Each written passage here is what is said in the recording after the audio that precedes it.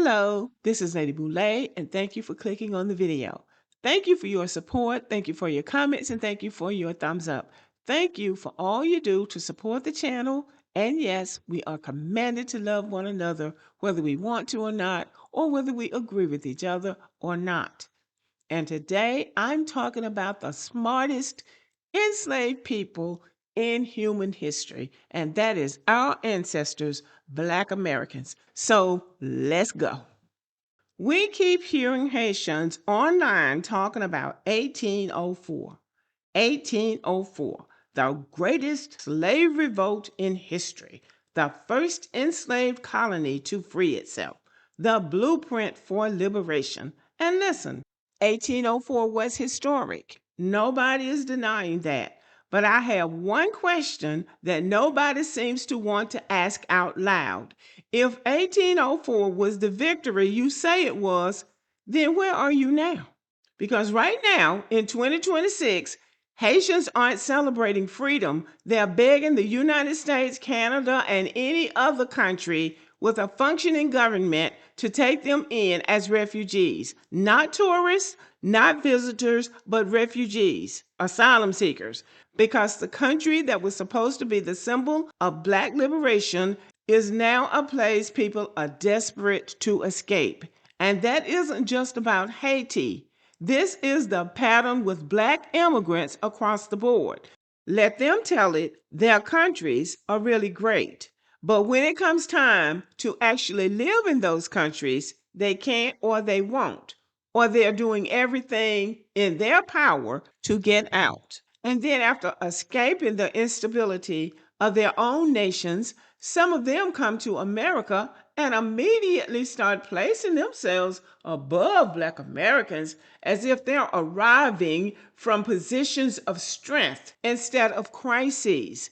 Let me give you an example. I think we've all seen the video that has gone viral of an East African woman outside a New York restaurant, a refugee, someone who fled her own country because it wasn't safe, standing on a sidewalk in the United States calling a Black person, and I don't know if the man was Black American or not because he seemed to have an accent, but he was a Black man. She was calling him the N-word with a hard ER and was loud, proud, and bold, as if she had the authority to rank herself above the very people whose community she ran to for safety. Here is someone who escaped danger, instability, and chaos.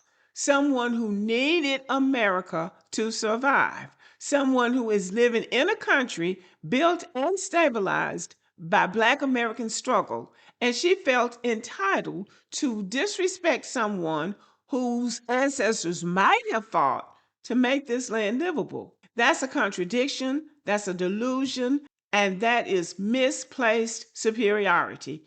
These individuals aren't operating from wisdom.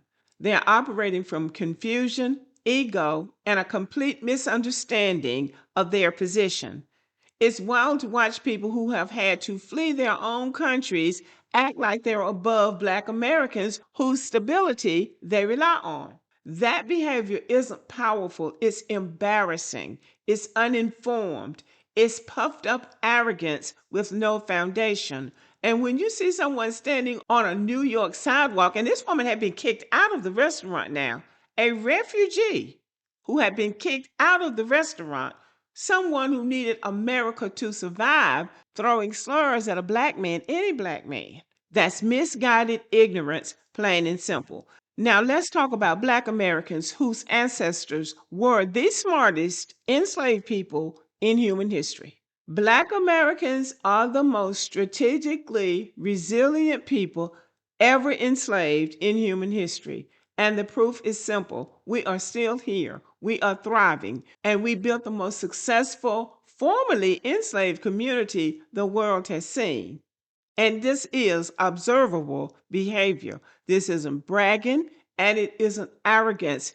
It is historical reality. Our ancestors didn't just survive slavery, they outthought it, outmaneuvered it, and outlasted it. And today, we, their descendants, are the wealthiest, most culturally influential, and most politically impactful formerly enslaved population on the planet. And I can even say this: there is no Black majority nation whose cultural output, political influence, or global reach matches what Black Americans have created inside the United States. Prove me wrong. Let's talk about the strategies enslaved Black people used, strategies historians study to this day. Number one, covert resistance. We have a culture of resistance. Our enslaved ancestors resisted in ways that didn't get them killed, but still disrupted the system. And I want to say that again because these people who are talking about their revolution and them being warriors and how they fight and all of that, but they're still running to some other country for safety. So I'm going to say it again. Black people resisted in ways that didn't get them killed, but still disrupted the system. What were some of those ways? Well, from number one, work slowdowns. And Booker T. Washington will tell you in Up From Slavery how everybody on the plantation that he was born on was trying to get out of work, the white people and the Black people. They used sabotage. Sometimes they sabotaged the programs covertly. They used coded communication with each other. That's what the spirituals were all about. We had a whole unit on the spirituals and how coded language was embedded in the spirituals. Steal away to Jesus. Somebody's getting ready to run away. This old building keeps on leaning. I got to move. What do you think that means? It means I'm about to get away from here. And what about Satan? We're going to tear your kingdom down. That's one of the spirituals. Satan, we're going to tear your kingdom down. Well, that was like, we're going to tear the slave system down. But it was coded in songs. You understand? And then they passed information quietly. Now you have to know who the symbols are when you start sending messages quietly. You make sure that the symbol doesn't get wind of anything that you're planning to do. And they helped each other escape. They helped each other. Some stayed and some left. The ones who stayed helped the ones leave who were going to escape or try to escape.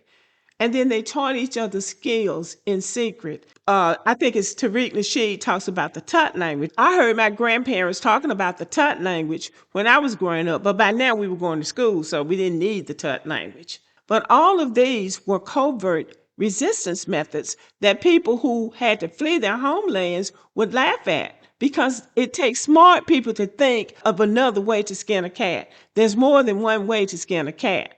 And that's what Iran is teaching the United States. It's more than one way to skin a cat. And it's more than one way to win a war. Number two, our ancestors had cultural resistance, having lost their tribe, their language, their culture, their family, their nations, and everything really that they knew.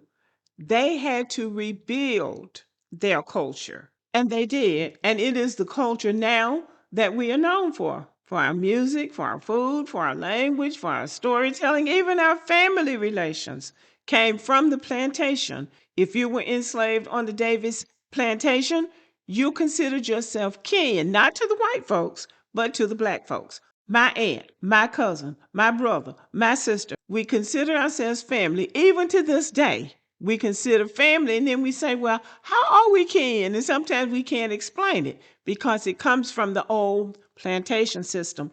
Other people don't understand that. Africans will come here talking about, oh, you don't have any culture. You don't have any language. They always talk about the language. But the language, we may not have had our own language, but if two Black Americans are speaking anywhere and they're speaking Ebonics the way they want to speak, white people don't have any idea what you're talking about. We had a communication system that is as effective as anything they have in Africa. Because in one country, they might be speaking 30 languages. They don't understand each other. They live right next door to each other. They don't understand each other. Well, I don't know how they live in Africa. But when they come here, they keep talking about the language, and everybody's speaking a different language. So how in the hell are they understanding each other? This is what I'm saying. So we may have lost our language, but we still had a communication system. And that kind of ingenuity is what our culture is built on. And our culture is power, its identity, and its survival. Our culture is authentically ours, and we have held on to it so tightly that today our culture shapes the entire world. There was also intellectual resistance. Even when reading was illegal, Black people learned anyway. The Tut language was important during the slave days.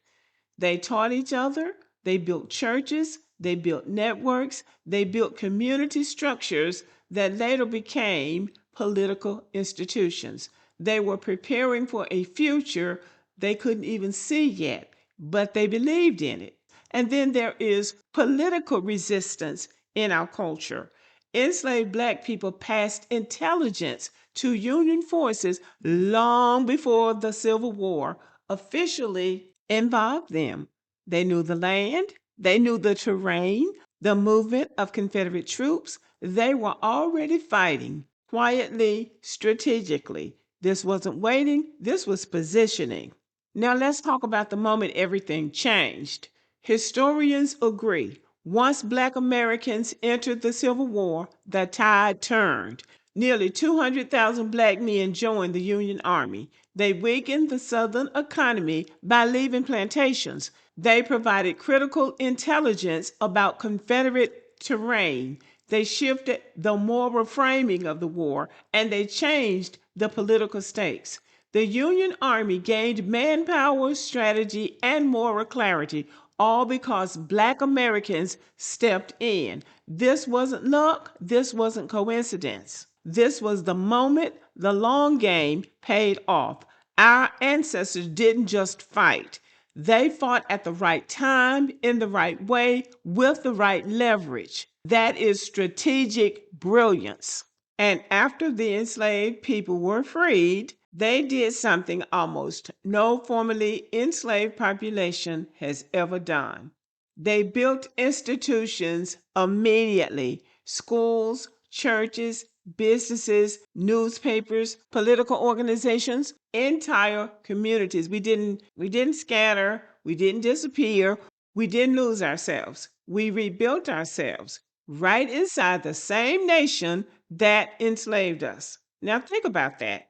Formerly enslaved populations around the world never gained national political power, constitutional protections, economic mobility, or global cultural influence. Black Americans did all of that within 1 century. So that's not just surviving, that's nation building. Fast forward to today, and Black American culture is the most influential cultural force on the planet. And we've already gone over this, so I don't have to keep going over the same thing. But I will. Music, fashion, sports, entertainment, language, social movements. Everybody copies us, everybody studies us, everybody benefits from us. And yet we're humble about it. We don't brag, we don't boast. We just keep creating, keep innovating, and keep pushing forward. People take that humility for granted. They act like our success is accidental, or they act like our influence is random. Yet they don't have it. It's not random, it's the result of generations of strategic brilliance. And Black Americans today are the wealthiest formerly enslaved population in world history, the most institutionally integrated, the most culturally influential, and the most politically impactful. We built global music industries, global sports industries, global entertainment industries, civil rights movements that inspire the world, and cultural forms that define modern identity. We didn't just survive slavery, we transformed the nation that enslaved us. We reshaped its culture, its politics, and its identity. It's not an accident, it's brilliance. So when I say Black Americans are the smartest enslaved people history has ever known, I'm not talking about intelligence stereotypes. I'm talking about strategic outcomes and legacy. Our ancestors didn't just survive slavery, they outsmarted it, they outlasted it, and they built a legacy that still shapes the world today. We are still here and we are still thriving. And that is not an accident, that is brilliance. Now, let me show you something that lets you know that we're winning. This is a statement that was left on a foundational Black American woman's channel. It says, the Haitians, Barbados, St. Thomas, Jamaicans, and West Indies are the original FBA. Now, FBA stands for Foundational Black Americans. All of these people were saying when they first came here, before we delineated, that they weren't Black. Now, all of a sudden, they are the original foundational Black Americans. That's how we know we're winning. We don't have to take credit for anybody else's accomplishments because we have enough of our own. These people are out of their minds. Have a good day, everybody. Let me know what you think about the video.